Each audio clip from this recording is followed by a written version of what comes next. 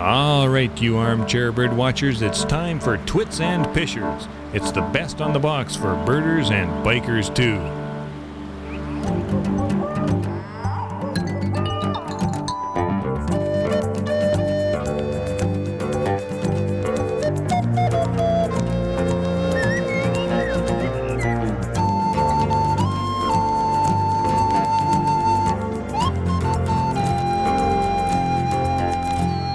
Hello birders and welcome to the Rocky Mountains of Alberta. I'm in Canmore right now with the Three Sisters Peaks behind me, and we're going to go birding here in Canmore today and as well in Banff, two of the biggest tourist attractions in Canada, but also not bad places to see birds. And I'm going to be joined by my friend Liz Savoy from the Helen Schuler Cooley Center in Lethbridge and my longtime buddy Brian Leishman, who lives here in town. Now, you know, I find that birding in the Rocky Mountains is a fairly mellow affair. We'll be avoiding all that sort of rock climbing, hanging from ropes, 100-kilometer hikes and all that sort of thing. Today we're going to go looking for birds in the places where most people find birds, places where most people spend their time. So let's give it a try, see how we do. Banff National Park is a famous tourist destination just an hour's drive west of Calgary, Alberta, and mere minutes from the town of Canmore. Liz and I began our birding right in the town of Canmore along the banks of the Bow River. At any time of year, this is one of the most productive walks you can take in search of mountain birds, and the trail is so well maintained as to be downright civilized. You know, there's a lot more birds calling in the woods than I thought we'd have in July here. Well, I think a lot of them have got young, and so they're pretty noisy out feeding their fledglings at the moment. Yeah. If you look up there, there's a bird. Oh, yes. Here. Oh, very nice. A male yellow-rumped warbler. That's right. It's beautiful. Gorgeous. Oh, and he's... Can you tell what race it is? Oh, you know, I can always tell them apart because the one's got the yellow throat and the one's got the white, but I have a mental block about which is which. I know, so do I, but there's one way of remembering. Like that one there was the yellow throat, so that was the Audubon. With the myrtle warbler, myrtle starts with M. Turn the M upside down to get A W. A W for white. There. Oh, well, that's okay. And the fact that there's a Y in the word myrtle? Forget it. Totally irrelevant. Yeah. Doesn't mean yellow. No. That's a very good sit. Thank you very well. I'll use that from now on, yeah. Welcome.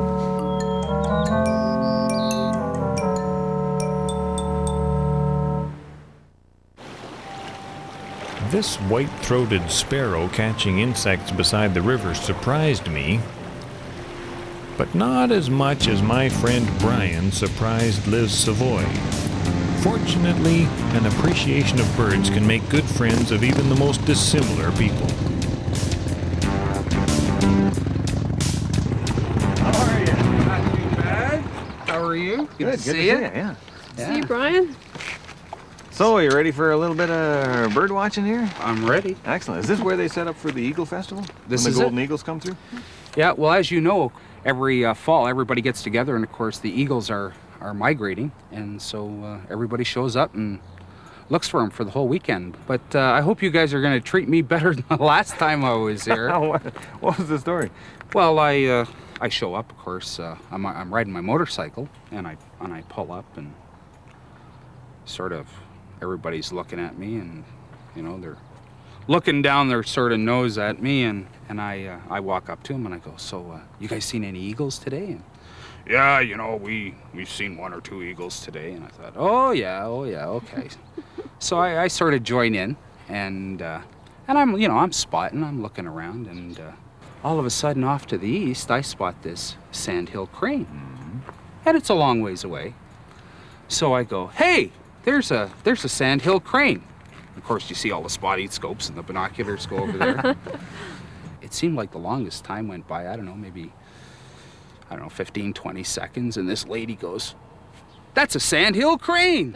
And they sort of stop, you know, and they sort of look at me, and it was like, you know, what do you know about birds? Well, I guess you don't really look like the typical bird watcher, do you, Brian? Well, I guess I don't, do I? Where do you keep your binoculars? Anyway? Well, I keep them in the saddlebag. Ah, okay. Right on. So We're just on our way over to check out the Osprey platform. You got time to join us over there? You bet. But I'll tell you what I'd like to do is I'm going to throw my shorts on and my runners, and then I'll join you. Okay, we'll see you over there. Okay. Excellent. Thanks. Take her easy. You bet.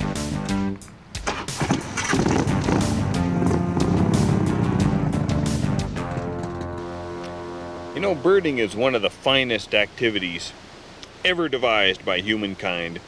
But I always wonder when I run into birders who are interested in birds and nothing else. You know, I feel kind of sorry for them. They must have a conception of nature that it's made up of birds and scenery and not much else. I find, especially midday and in a place like the mountains where there aren't a lot of birds active, that it really helps if you're sensitive to the other living things around you. A lot of people will spend their time identifying wildflowers in the mountains, and that's a lot of fun. I like things that you have to sneak up on, things you can use your binoculars on. So butterflies are a great subject for a guy like me when you're up in a place like this. There's a nice little hillside full of clover here, some lovely Christina sulfurs going by. And yeah, it's something I enjoy. I know Liz enjoys it too. So exciting that Liz has decided to take a nap. What's that there? Oh, nice blue there. Check it out. You can get a species ID on that one. Of course, this is a birding show. We don't want to confuse it with extraneous detail. We'll just call it a blue. Nice blue.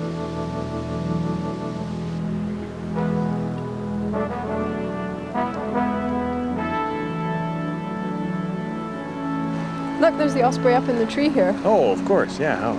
How did I miss that? Lovely bird. It's huge. They really seem to like it along the Bow River here. Hi, John. Oh, hi, Brian. Hi. You've seen it, eh? Yeah. Oh yeah, look, it looks like it's heading back to the nest. Yep, indeed. I Yeah. really get a kick out of the fact that they'll nest on these artificial platforms. How long has this one been here? This one here's been here 2 years. Mm-hmm. 2 years. So that's 2 years worth of stick accumulation on the top Yeah. there? It's not much of a nest. I wonder if the inside is a little more comfortable than the outside looks. Looks like there's a couple of chicks in there. Yeah, I see them. 2 of them? They're not very big for this time of year. I mean, you'd think in mid-July, a lot of the other raptors in this part of the world have got, you know, full-size chicks and all that ready to go. These guys don't even have flight feathers yet. How old do you think they are? Oh, I think they're really young. I mean, I don't see any development there. They're really stretching their wings a lot, though, aren't they? They look like they want to figure out They how to really use want them. to get out of there. It must be hard to get enough exercise when you're stuck in on the top of a power pole like Yeah, that. just get pretty bored after a while. Yeah, waiting for mom or dad to come back with some torn up fish for them. They fish all up and down the Bow River here and some of the time. streams. Yeah, it's actually the really interesting thing is as they develop and they start to learn to fish, you'll see them hit the water all the time. They're not catching anything. You know, So they're wild just- learn. Sounds like a lot of people I know. Yeah. Oh yeah, no, fishing for the fun of it, I guess. Although if you gotta live on it, you gotta catch fish. Mostly brown trout, a few whitefish, that sort of thing. You think? Mostly brown trout. You know. Yeah, these birds and as well the eagles are fishing. You know, I was fishing here. I guess it was 2 springs ago, and of course on the bank of the river there was still a lot of snow, and I was doing pretty good fishing. I caught I guess about a 3.5 pound brown, right? So I thought, yeah, okay, I'll keep the fish on the ice and keep it nice and cool, and I continued fishing and wasn't doing too well in this particular hole, so I moved up a bit, about 50 yards or so. And so I'm fishing away, and I happen to glance over my shoulder to this other hole I just came from, and I see this big bird, right? And I sort of look and I go, oh, that's a big bird. And then all of a sudden it sort of comes up into the light, and I go, hey, that's a bald eagle. Oh. And I go, hey, my fish. So I'm running down, the bank of the river, and I'm sort of screaming, "Get away from my fish!" And it was just like in slow motion. It just sort of passed right over my fish, came right back down. It was incredible. And I bet you I wasn't maybe 10, 15 yards away. I was so close to this eagle, I could see the yellow in its eyes. Picked up that fish, didn't miss a wing beat, didn't care about me, gone. So that's the fish that got away. That's not a bad fish story, Brian. That's pretty good. Oh, hey, look, here's the fish that didn't get away. He's bringing one in there. He or she is bringing one into the nest. I think that's a sucker. Of course, I'm not used to identifying fish in flight. Oh, look, the fish is still alive. Did you see it? See the bird jump? Yeah, right. How about that? Just before the fish got brought in, the other bird brought in a whole bunch of grass. You can see some, looks like ryegrass or something up there in the nest. Isn't that decorative? Yeah, I always thought that ospreys were carnivores, not herbivores. We've seen these white-throated sparrows with their classic seed-eating bills, eating nothing but insects today, Right. and there was that spotted sandpiper catching bugs in mid-air over the water. Nature's starting to break down in some fundamental way here today. We've got grazing ospreys.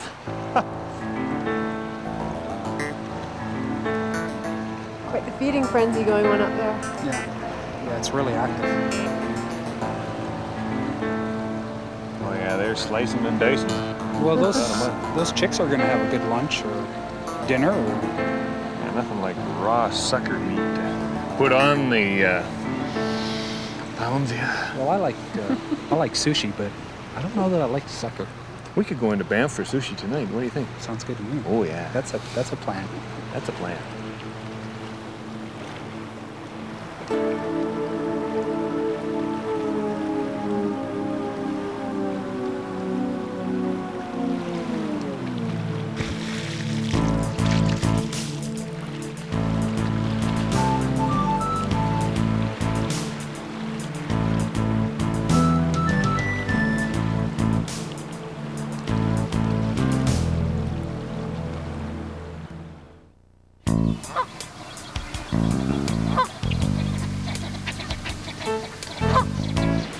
One of the most popular short trails in Banff Park is the walk up Johnson's Canyon. Every year, thousands of people admire the rushing water and the rugged cliffs, while only a tiny handful notice the nests of the black swift in the canyon wall. While the father bird spends the day high in the sky after insects, the female protects the eggs from the cool, misty air in the shaded canyon. If you don't know exactly where to look, you might never spot the nest. And if I were you, I would ask directions from the park interpreters before setting out to see these birds.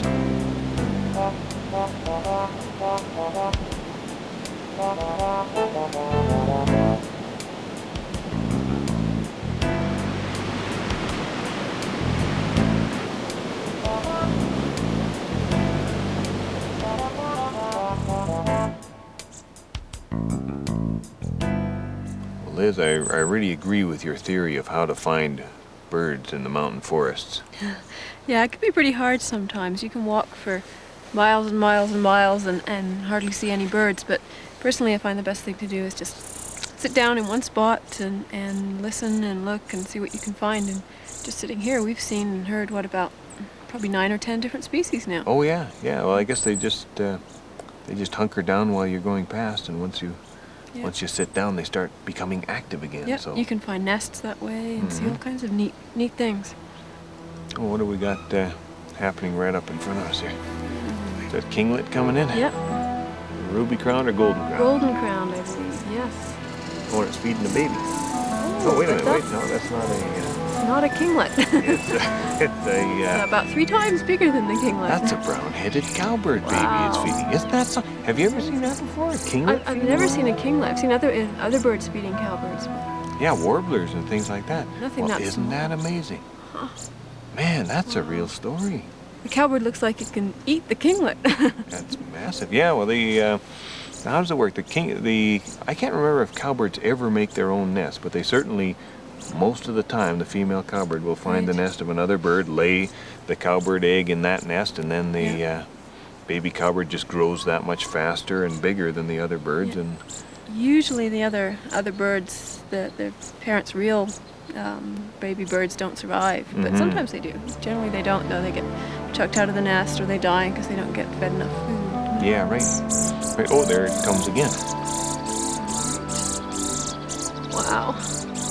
Boy, those little kinglets have got to be working awfully hard to keep it's that amazing. And they're big just bringing thing fed. tiny little insects and spiders and things. And Yeah, I guess it must have outgrown the nest fairly quickly too, because they don't. I mean, they're still fed for a long time after they're out of the little cup there. Man, I think that's probably the smallest bird that feeds cowbirds too. I mean, hummingbirds never do it. I don't think so. But a lot of warblers, yellow warblers are really common host to the brown-headed cowbird. But they've got a pretty good defense against them.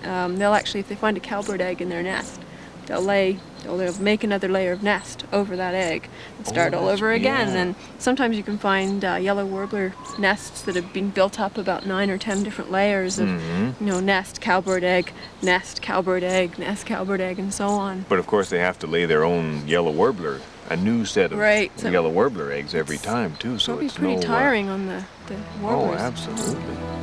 Absolutely.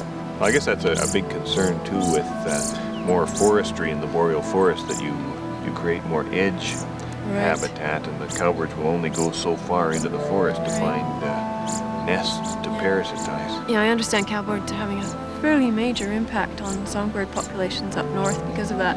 Yeah. And a lot of these birds, unlike the yellow warbler, have no defense whatsoever against the cowbird, and as a result, their numbers are going down. Yeah, the fact that the habitat's being mowed to the ground is also probably having something to do with that. Another fairly major effect. Yeah. Although, I mean, a lot of people get really mad at cowbirds, though, but I find it really difficult to get mad at one species of bird and not another. That's true. Do you know what I mean? Yeah. I mean, it just seems to be a thing that's been going on for millions of years. And it's their way of surviving. Unfortunately, we've kind of tipped the balance a little bit, I think. Sure.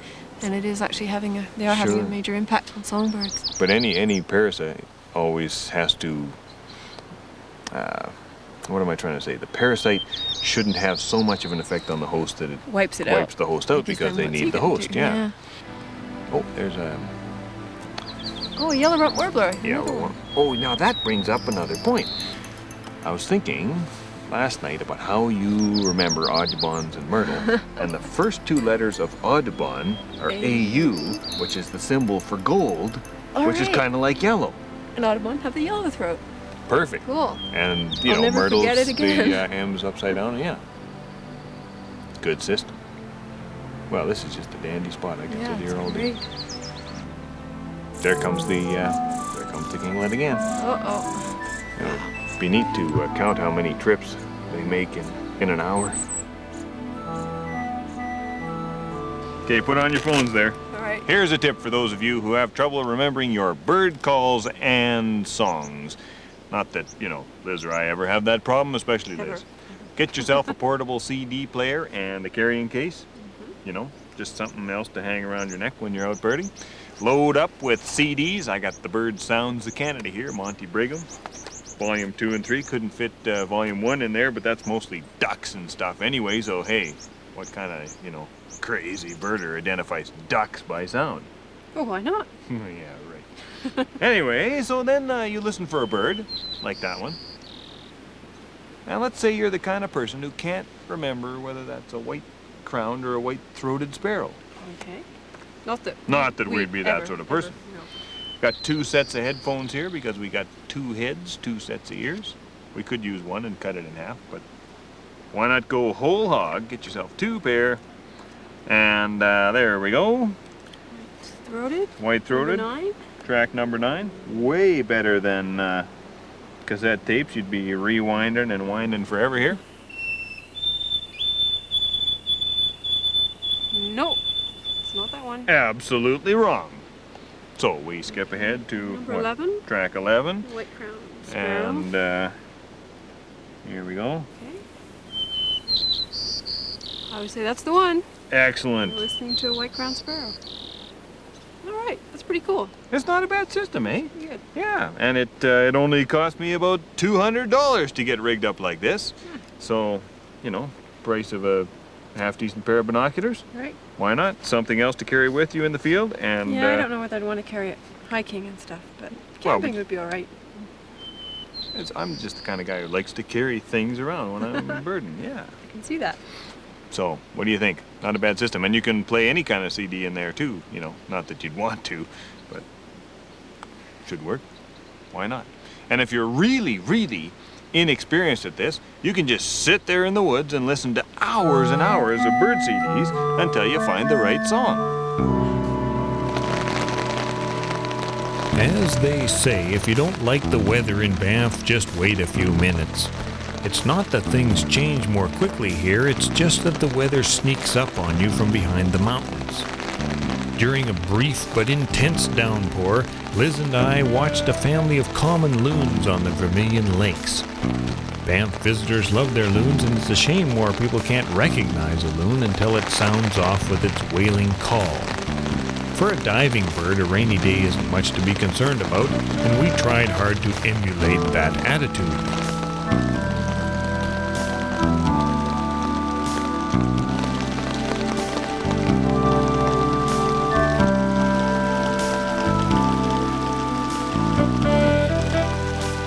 Another family, bald eagles this time, was also frolicking in the rain, but we got the feeling these birds would just as soon see some sunshine so they could ride the thermal currents in search of food.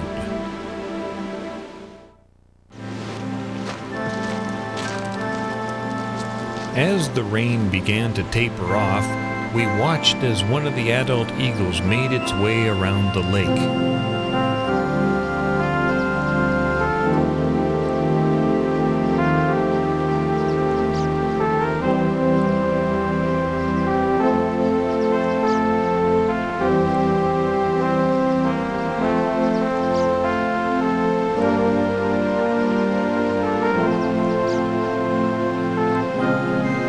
On the nest nearby, a youngster was strengthening its wings in preparations for its first flight, which was only a few days, if not a few hours away. Still, it will take 4 years for this bird to acquire the white head and tail of the full adult bald eagle, a bird so big and distinctive that no one could fail to identify it.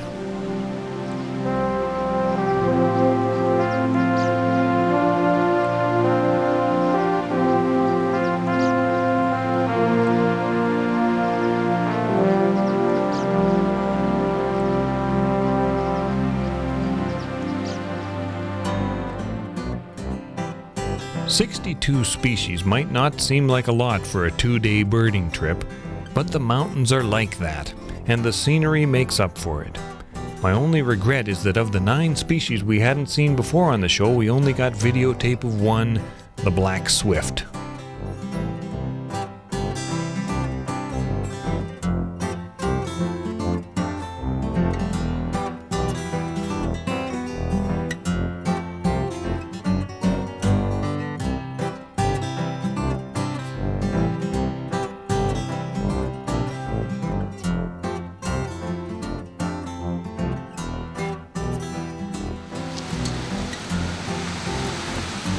Well, there you go. Hope that gives you a bit of a feel for what it's like to go birding here in Banff and in the Bow Valley. I'll give you a little advice though before we go. When you come here, you'll probably find that there are more species of birds in the bottom of the valley, especially around rivers and ponds, than there are up on the forested slopes of the mountains, or especially above tree line. I mean, there are some interesting birds up there, and maybe that'll give us an excuse to come back sometime. But most of the people and most of the birds are down in these valley bottoms. I'll let you in on a secret. The toughest thing we found in making this show here was finding places that were quiet enough to use our sound equipment and that still had birds around to have a look at. I like it here, I like the mountains, but I've got to admit I think I'm more of a flatlander at heart. So why don't you join us next time in the peace and tranquility of the flattest province of all, good old Saskatchewan. Join us then, maybe we'll find some birds there as well. Until then, happy bird watching, take her easy. House sparrow.